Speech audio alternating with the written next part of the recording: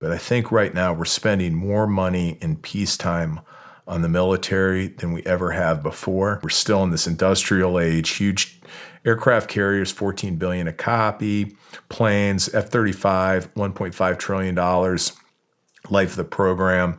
That's not the future of warfare. They're doing exactly what the system is incentivizing.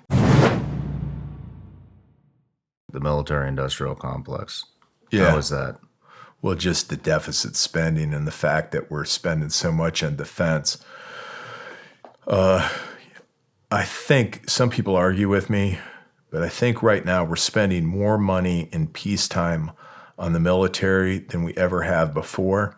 You get this counter argument. They're like, but you have to understand, Chris, the economy's bigger. So the way we should measure defense spending is a percentage of gross domestic product. I'm like, okay, we need to have a flat rate. Right now it's at 2.8%. We need to increase to 3% regardless. Now, I love that when that's a cute approach for them that advocate for this. This is all the rage right now. It should be a percentage of GDP because that's how we should calculate this. Now, if GDP falls, I want to see what they say. It's good as long as GDP keeps going up. But what happens if you have something happen and you have a donut hole and we collapse for COVID or something like that, GDP drops? What are they going to say then? Because their budget's going to go from $1 trillion a year to $800 billion, and they're going to scream bloody murder.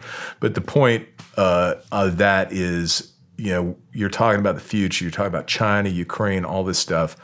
I just think we're organized incorrectly as a military. We're still in this industrial age, huge aircraft carriers, $14 billion a copy, planes, F-35, $1.5 trillion, life of the program. That's not the future of warfare, right? Right now, sensors and the ability to target and take down offensive weapon systems is so cheap now, right? That's would you want to fly a helicopter over Donetsk right now? No. Why not? I know. You know what I'm saying. Right? Yeah. Because some dude's going to jump out of a dugout or from a garage and shoot your ass down so you're flying. What's an Apache go for? Well, let's use what they're flying. They're flying Russian made. I think those things go for like $18-20 million a copy, right? They hear that crap. Some kid's going to jump out with a shoulder-fired missile and drop you unless you're flying at 25,000 feet, and then you can't do anything, right? If you're at 25,000 feet, can't even see your target, right? So if you're flying low, you are going to get shot down, right? Mm-hmm. End of story. So how do you counteract that? We're changing from the power of the offense, World War II, everything, Blitzkrieg. We're going back to World War I, where defense is more powerful. And it always rotates, that. It always flip-flops back and forth based on technology, tactics, strategy, and all that. Seems to me that we're flipping back to where the defense is more powerful. Because look, where are our phones? I mean, dude, I bet you we could pull up where every United States Navy carrier is probably online right now. You think we could? I bet you're right. I bet you we could. Now, 20 years ago, that was top secret information, right? Oh my God, we were the only handful of us had satellites. Shit, you can get commercial satellite coverage now. You can go to Maxar, right, and say, hey, I'll buy all the imagery of this port, this port, this port, this port, and you can see where ships are. Pretty easy. So that's kind of that's my thing is, we're preparing our military for the wrong thing. We're just the military industrial complex. I know I'm talking too much. No, you're not. You got me fired up. I said the funniest thing one time off the record that ended up going on the record, where I was talking about the military-industrial complex, F-35s. I said all this stuff. I thought it was pretty funny. Of course, Lockheed Martin and others didn't think it was funny, the producers of these aircraft. I used to get really, really angry, really, really angry at the major defense contractors that are, making these exquisite weapon systems. hugely expensive, gold plated, oh my gosh, think and cook your toast in the morning, launch a doggone anti-satellite missile in the afternoon, and in the evening, it can, move cross country and take out some tanks. I mean, these things are amazing, right? They're incredibly expensive. I used to get really, really angry at them. And then recently, it's like, wait a second, pull your head out of your ass. They're doing exactly what the system is incentivizing. Does that make sense? It does. It's like, dude, it was like slap to the head. I'm an idiot. Stop bitching about these companies that are fleecing the American public. They're doing exactly what the structure and the system has incentivized them to do. I was like, okay, so stop hating on them and understand more. So what do we do is the question. So we change where the money's coming from. Yeah. We give them a new incentive.